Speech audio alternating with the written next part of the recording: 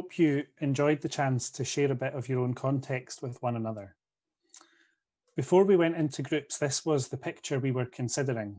Congregations separating by age, adopting an educational model, leading to one-directional relationships used for influence.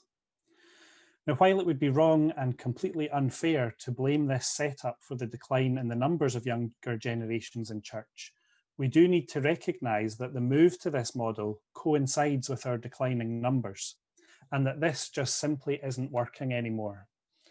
So that brings us to our third question. What should or could it be like instead?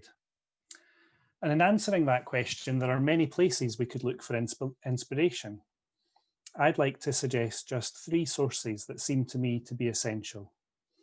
The first is Scripture. What is the place of children and the relationship between generations in our Scriptures? How do they speak into today's situation? The second is experience and research. What are other churches doing? What's working well? Where are the examples of good practice? What can we learn from the social sciences? And the third is theology. How is God speaking to us through contemporary thinkers in this area? And what wisdom do the great thinkers of the last 2,000 years offer into this scenario?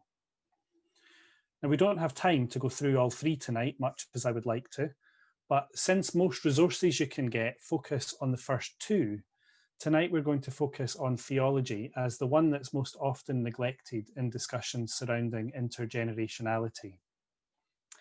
And to help us do that in quite a short space of time, we're going to choose just one theologian to use as a conversation partner. And it's very deliberately someone who knew nothing of our current models of working. I believe there's great wisdom from earlier thinkers that can be applied to our contemporary situation, even if it's very far from anything they could have imagined. We could have chosen anyone you like, St. Benedict, Julian of Norwich, Calvin, but I settled on the 20th century German churchman Dietrich Bonhoeffer. But why? What could a German Lutheran from a century ago tell us about children and intergenerationality today? Well, Bonhoeffer fascinates me because he didn't really come from a church-going background. His first real connection in the church came through working with children. And in fact, throughout his adult life, his church involvement was always with children and young people of a different generation from him. As he was writing his major pieces of work that we now study, his church context was a Sunday school or a youth group or a communicants class. So his ministry with children and young people must have inspired and shaped much of his theology and vice versa. So what can we learn from Bonhoeffer? Well, firstly, Bonhoeffer teaches us to change the question we ask. He observed that the questions we ask relating to ministry are usually all how questions. How do we reach out to our community? How do we get more children in church? How?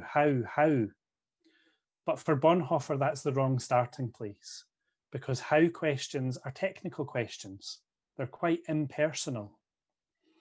Rather, he says, all theology should start from a who question. We should always begin with who is Jesus Christ.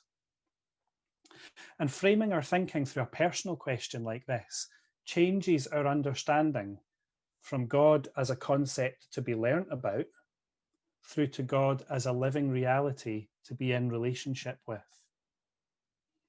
Bonhoeffer is calling us to move away from only being concerned with knowledge, with education, to a more experiential way of being church.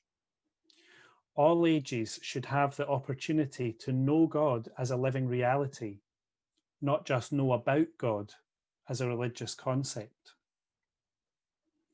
But how would Bonhoeffer answer that first question, who is Jesus Christ? He would say that Jesus is the incarnate, crucified and resurrected God-man. But what does that mean for us? God's choice to become human and to suffer humanity at its worst shows, according to Bonhoeffer, that God loves human beings. Not ideal human beings, but human beings as they are. God becomes human, a real human being, and while we exert ourselves to grow beyond our humanity, to leave the human behind us, God becomes human, and we must recognize that God wills that we be human. In other words, the incarnation is God's big yes to being human. Now, as you'll know, there is no more real human being than a child. We see what it is to be human most clearly in our youngest children and our oldest adults. So God becoming human shows that everyone, even children, is already what God desires them to be, human. A child is no more or less human than an adult, and therefore a child can be no more or less of a disciple than an adult. The call of the incarnation is that all can play a full part in the life of the church, not as disciples in training, but as disciples. We therefore, I believe, need to move from our age-segregated model to including all ages intergenerationally. Having recognised the presence of Jesus as incarnate, crucified and resurrected, Bonhoeffer's next question is, well, where is Jesus Christ? You might have heard of the African concept of Ubuntu. A person is a person through other persons. And Bonhoeffer had a similar idea. He said, I only become a person when I encounter you.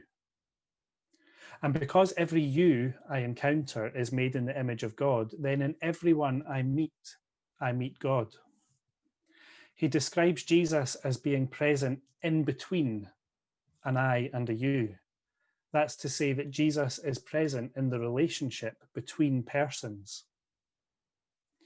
This means we need to recognize that every child is an I who needs to encounter our you and meet God, but also that every child is a you in whom our I can meet God. More than that, Bonhoeffer claims that God is actually closer to children than to adults. We can more clearly see God in our relationships with children. Now that suggests that creating an intergenerational church not only benefits children, but helps the faith of adults to grow.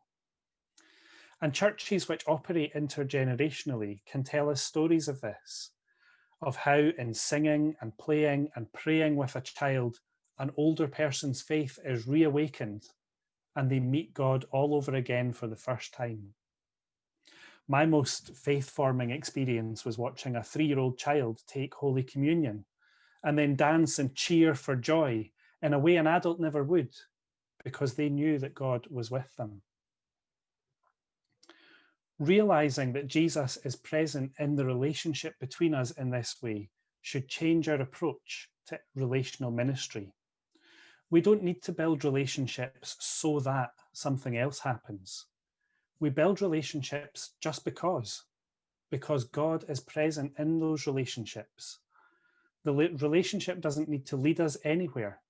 Christ is revealed just because we relate. And existing together in relationship makes the church a community rather than just a club or a society. And Bonhoeffer says that the inclusion of young children is actually the benchmark you can use to tell the difference between a community and a club or society, because only a community can include and support young children. You would never, he says, enroll an infant in a chess club the way you could baptize and welcome an infant into the church community. So let's imagine that becoming part of a community is like this cycle that you see on your screen. Members of a community receive God's blessing. Through this, come to feel a sense of belonging to the community. In time, adopt the beliefs of the community, and then begin to behave as disciples to bring God's blessing to others. What Bonhoeffer's really saying is that even the very youngest children can sense the blessing and the belonging elements of this cycle. So they are already on the journey of discipleship. This again emphasizes the change we need to make.